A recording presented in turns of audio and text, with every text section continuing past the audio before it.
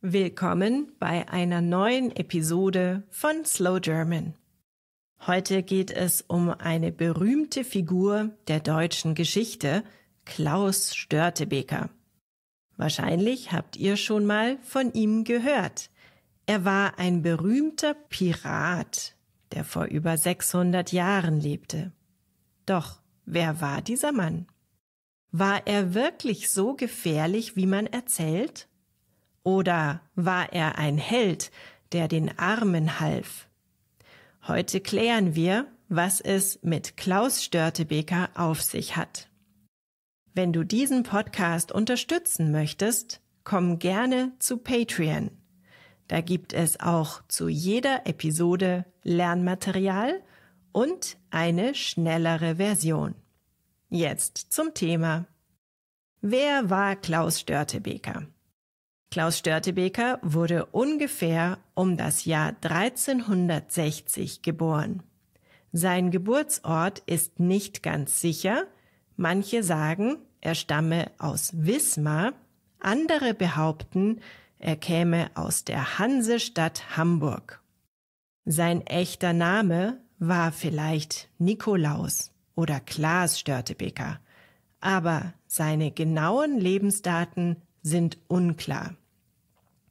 Damals gab es keine modernen Pässe oder Geburtsurkunden, also ist es schwer, genau zu wissen, wer er wirklich war. Den Namen Störtebeker bekam er aber wahrscheinlich wegen seines Trinkverhaltens.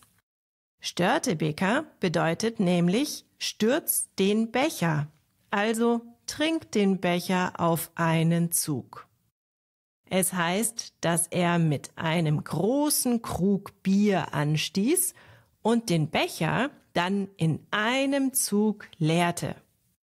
Das war im Norden Deutschlands durchaus eine Kunst, die nicht jeder beherrschte.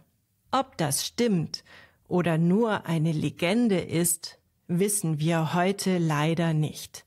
Aber der Name passt gut zu einem Piraten. Klaus Störtebeker lebte in einer Zeit, in der es viele Konflikte zwischen den Ländern und Städten an der Nord- und Ostsee gab.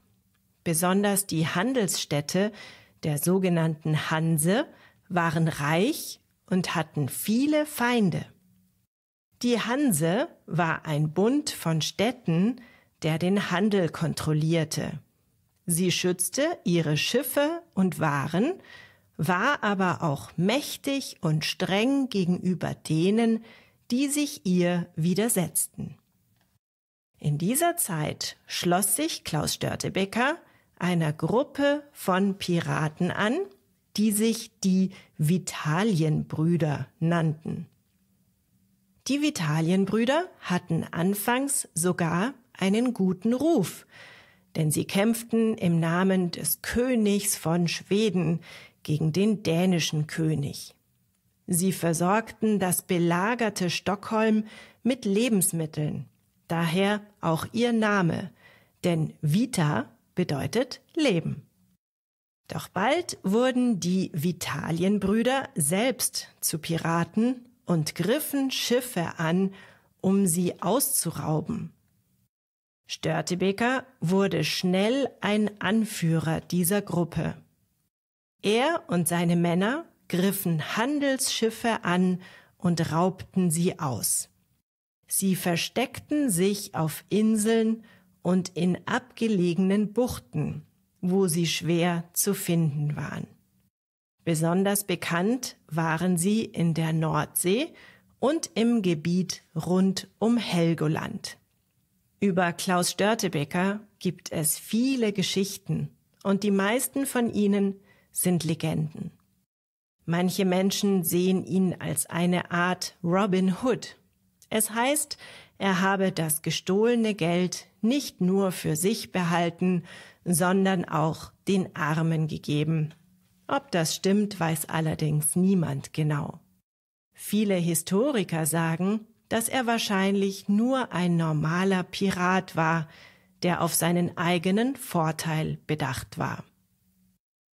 Ein bekanntes Beispiel für die Geschichten um ihn ist seine angebliche Großzügigkeit. Es heißt, dass Störtebeker, bevor er gefangen wurde, versprochen hat, dass er den Leuten helfen würde, die wenig hatten. Das klingt nach Robin Hood, oder? Doch als Pirat lebte er hauptsächlich von Raubzügen. Historiker sind sich nicht einig, ob er wirklich ein guter Pirat war oder ob dies nur Geschichten sind, die ihn sympathisch machen sollen. Klaus Störtebekers Ende war dramatisch. Die Hanse und andere Mächte wollten die Piraten loswerden, und nach vielen Jahren der Jagd wurde er schließlich gefangen genommen. Im Jahr 1401 verhaftete man ihn in Hamburg. Sein Schicksal war besiegelt. Er und seine Männer wurden zum Tod verurteilt. Die Legende besagt, dass Störtebeker vor seiner Hinrichtung einen ungewöhnlichen Wunsch äußerte. Er bat, dass man seinen Männern die Freiheit schenkt, wenn er nach seiner Enthauptung noch an seinen Männern vorbeigehen könne, also ohne Kopf. Der Legende nach habe der Henker zugestimmt und Störtebeker wurde geköpft. Doch nach der Enthauptung soll sein kopfloser Körper tatsächlich noch an mehreren Männern vorbeigegangen sein. Am Ende habe der Henker ihn jedoch gestoppt und alle Piraten wurden ebenfalls hingerichtet. Natürlich klingt das sehr unwahrscheinlich, aber es ist eine Geschichte, die viele Menschen kennen. Das war Slow German, der Podcast zum Deutschlernen mit Annik Rubens. Mehr gibt es auf www.slowgerman.com.